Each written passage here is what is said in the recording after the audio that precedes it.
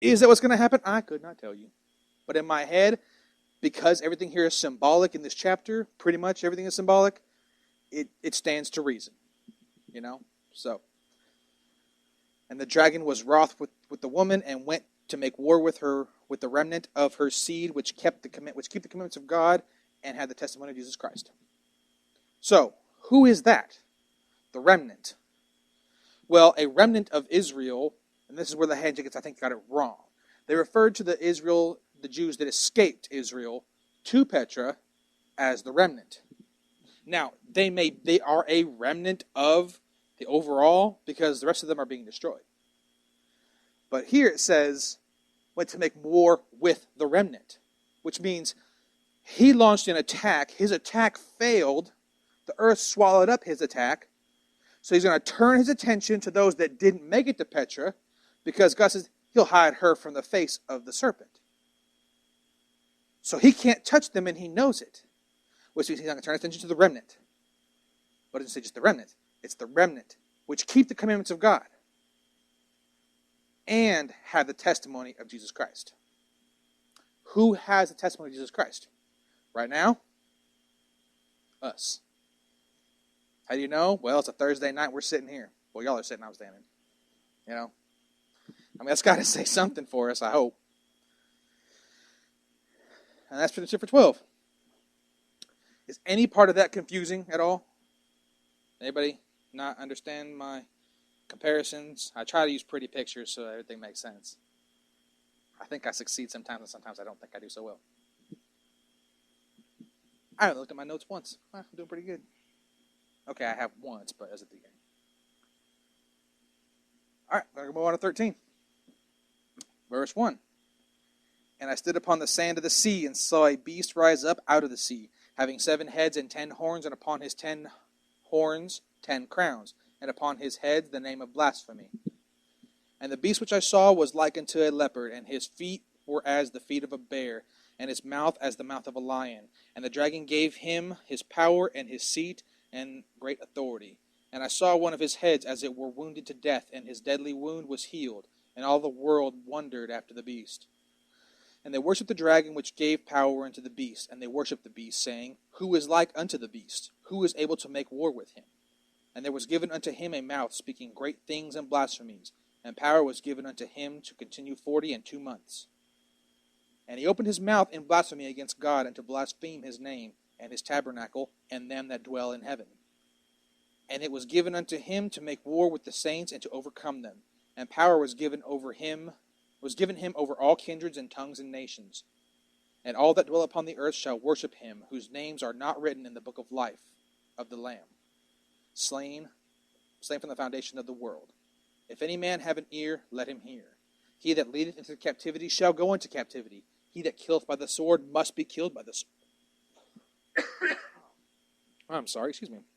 He that killeth by the sword must be killed by the sword. Here is the patience of the faith of the saints.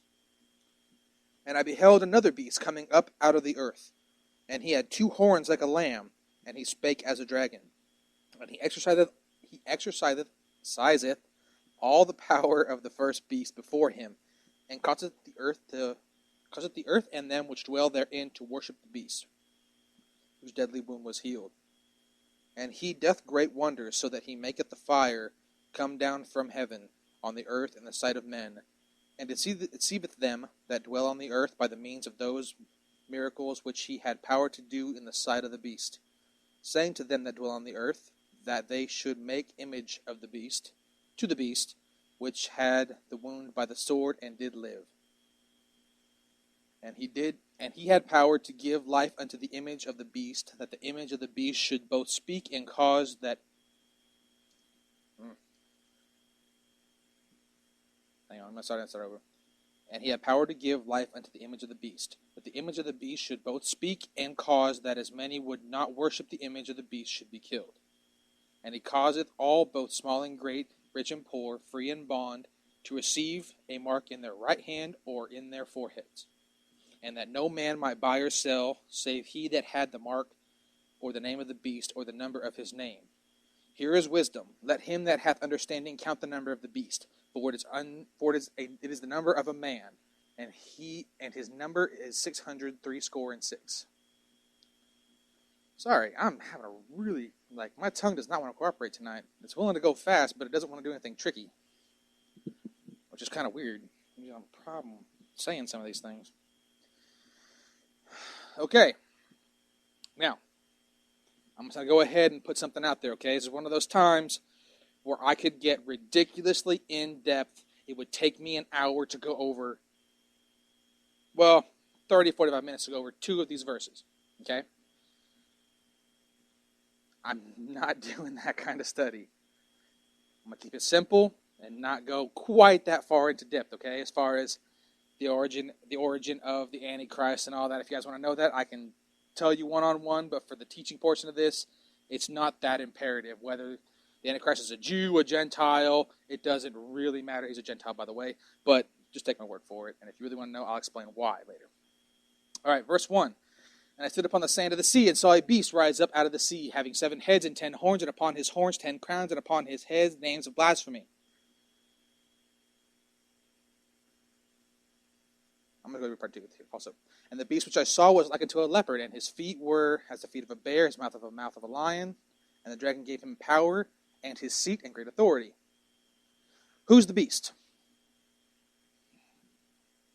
This beast, anyway. This beast specifically is talking solely about the Antichrist. Is this when the Antichrist appears? No. We already know when the Antichrist appears. He will sign the covenant with Israel.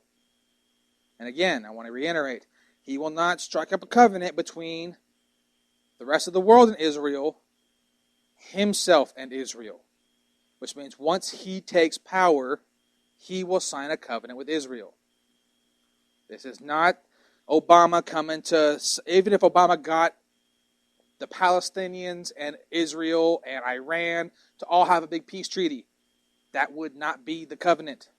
That's not the covenant you're looking for. There has to be a world ruler. The world ruler has to make a covenant with Israel. It will literally be between, for a term, we call it the global community in Israel, not the Arab nations in Israel. So, this beast rose up out of the sea, which is where the whole Gentile thing comes in. 7 heads and 10 horns. Now this description is not all that different. It's similar to the last description that we just read back over in 12, but it is different. This beast, having 7 heads and 10 horns, and upon his horns were 10 crowns. The horns have crowns, not the heads, the horns. Okay? If you go back to Daniel, we know that it alludes to the 10 horns were the 10 kingdoms. 3 were plucked out, or no, an 11th rose among them, and then 3 were removed. Okay? The small little horn that was the 11th is the Antichrist symbolically. The 3 that were removed they had 10 kings, and now there's less. Now, this one changes because the head itself is what's referring to the kingdoms. The kings. This beast has 7 heads and 10 horns. Why? Well, because 3 have been removed. And this is the point. At this point, those of the 10 kings, 3 have been removed, leaving you 7. But there's still 10 horns. Well, yeah. Just because he kills off a king, he doesn't want to appoint 3 more kings. Why? There's other places right next to him. This one's yours, that one's yours, that one's yours. Yes, you have more territory, you're going to pay me more money. Because he's going to be selling and buying things. I mean, everything's going to go through him anyway. You know? He's all about the money. Money, the world's all about money. Even right through the last day of the tribulation, the world's going to be all about money. It will be the root of all evil. God said it was. And his word is not returned to him void. So, and upon the 10 horns were 10 crowns. Which means, it's basically saying, these 10 horns will maintain their kingdomship. They will not be broken up. Now, 3 of the 7 are going to multitask. They're going to cover 2 areas, more than likely. It stands to reason. But these 10 horns are going to maintain, it's like, I don't know. Let's say Africa was split into 2 kingdoms. It's just governed by whoever governs the south was killed, so the northern guys are going to govern the north and the south. That's basically just a short, analogy for it. And upon his heads the name of blasphemy. Now, that part, I cannot teach you guys now. We'll get to that in chapter 17, okay? For the time being, we're going to have to come back to that one as far as the names on the heads. Because that's one of the other ways that this beast is different. The other beast, the original beast, which was the dragon, which had such and such, that's a depiction of Satan. This is a depiction of the Antichrist, okay? Now, if you'll think back to Daniel, his dreams, whenever he's talking about the beasts, he saw 4 beasts come out of the sea, if you recall. One was a leopard, one was a bear, one was a lion, the other was unlike the other 3. This beast was like a leopard, had the feet of a bear, and the mouth of a lion. But this beast is unlike the others. This beast, and what were those beasts? The leopard, the bear, the lion? Those were symbolic of different times. The first beast was Babylon. They came in, conquered Israel, yada, yada, yada.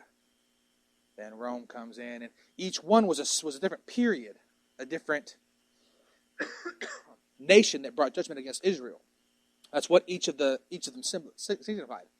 And they were strong in different ways. This beast is going to be made up of characteristics of all of them. How is that significant? Because each of those nations that conquered Israel, it was never the same nation. It was different nations each time. Every time there was something that happened to Israel, it was a different nation that conquered them, that wiped them out, that caused them all kinds of grief, versus Babylon. Then Syria gave them crap. Then Rome came in. It's like each one signified a different thing. This beast is all of them together, which is merely to signify that it will be a world united under his authority, and he will have total control, which we know is what's going to happen. All authority will be given unto him on the earth. So this beast, the dragon gave him his power and his seat and great authority. The dragon gave the beast his power, call fire from heaven, his seat or his throne, which is his right to rule, and great authority, which comes along with the first 2. If you've got power and you've got a throne, you've got authority. The last one's kind of a given. This is the point where the Antichrist literally becomes the Antichrist. Before, you have a man who likely is a Satanist. He does not have any delusions about the man he serves. Likely has direct communion with Satan. That's a guess. Nothing says that, but, it stands to reason in my mind. This man will worship God. Will worship the devil.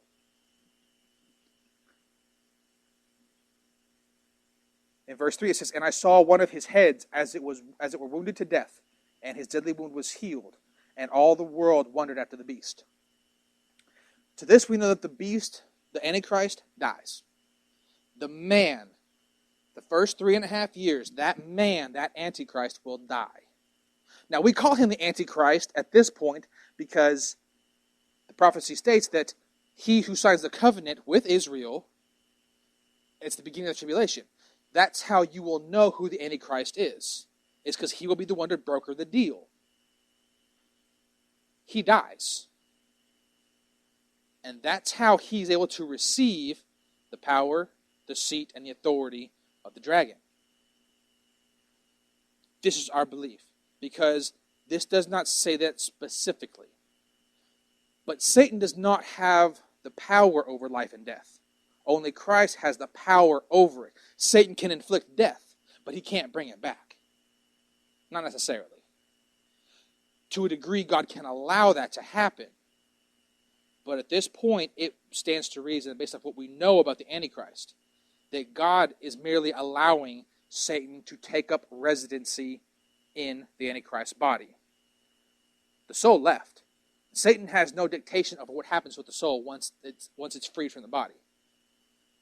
Okay? So, he's literally going to be freed from his body, which leaves an empty vessel. What is it we tell God? God, use me as a vessel. almost like every Thursday I ask God, like,